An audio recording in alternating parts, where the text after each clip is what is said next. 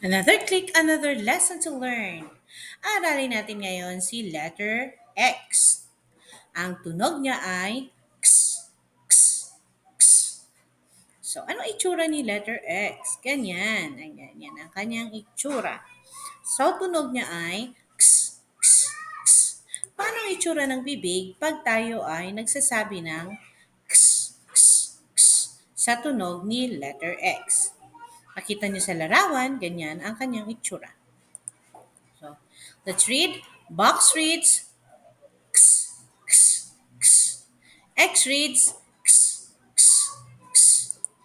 Ito yung mga salita na merong X na tunog. Mix reads X, X, X. X reads X, X, X. Again, wax. Wax reads X, X, X.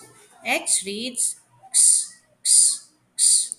And then, six. Six reads X, X, X. X reads X, X, X.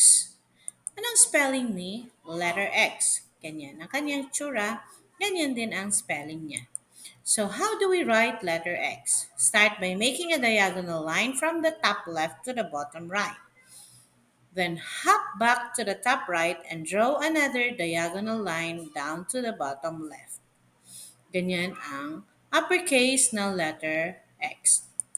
Ganyan ang kanyang itsura at ganito naman ang pagsulat ng lowercase na letter X at ang kanyang itsura sa papel. So ano uling letter ang napag-aralan natin?